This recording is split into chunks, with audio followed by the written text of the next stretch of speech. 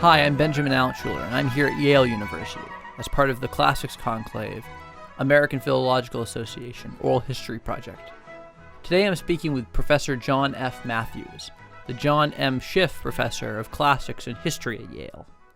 Professor Matthews has published on a wide variety of subjects, including late Roman court, Ammianus, late Roman society, and the Theodosian Code.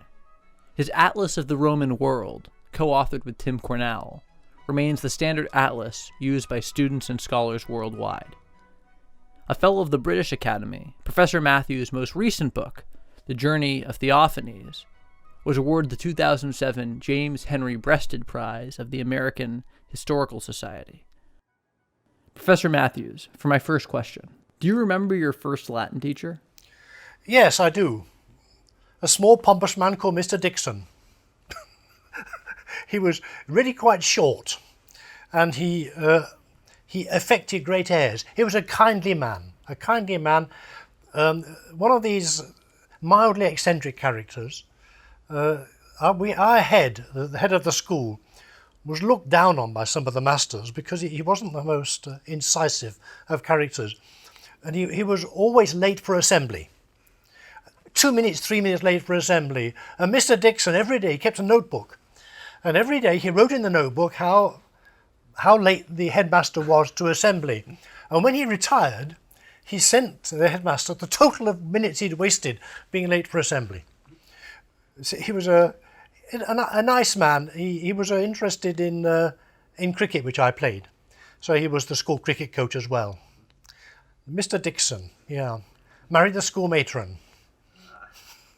If you were to spend a day at some time in history, perhaps meet someone or do something, when would you like to be transported back to? Well, there's a wide range of choices there. I wrote a book about a Roman historian of the 4th century, Ammianus Marcellinus. And he really is a sensationally good writer, wonderfully good. Only half the work survives. One of the great historians, disconcerting, pagan writing about Christians, in a Greek writing in Latin, very elaborate, difficult, but excellent, arresting Latin. And at the end of my book, I say, well, look, we don't know much about this guy. We don't even know if he was tall or short, fat or thin, married or not.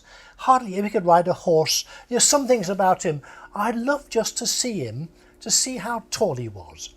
And then to find out. I finished this book with a sense that there are some questions that he's not giving the answer to, but he knows what they are. What do you really think about this? When you wrote that, what did you really mean? Were you being sarcastic in that passage? You know, I would have loved to talk to Ammianus Marcellinus, because I think he'd be a wonderful conversationalist. How have you found the writing process? Do you enjoy it more than teaching? I've always found writing difficult, but I find it less difficult these days than I used to. I once had a student, a very gifted young woman. I won't tell you where she came from or who she was, but we had certain difficulties because she was a PhD, a DPhil student in Oxford. She was reluctant to revise things. She tended to think that she got it right first time, and I was a real nuisance making her revise. And she got very impatient with this. And then she said, you don't do this with your own work, do you? Ah, but I do. And I'd got a box full of the drafts of my first book. And I said, here they are, all the drafts of the first book. And I put an end to her objections. Now, that was before we used word processors. So now you can do the same thing, but you don't have the box of drafts. So it's easier now than it was.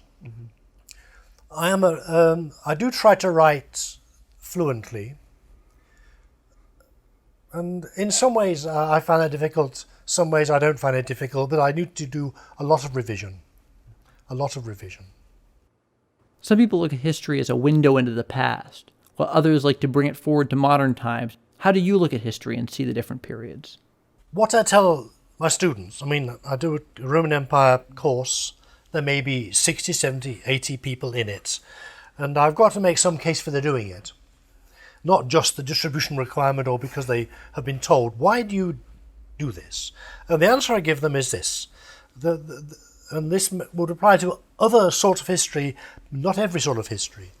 These Greeks and Romans, they wrote a language that we can translate.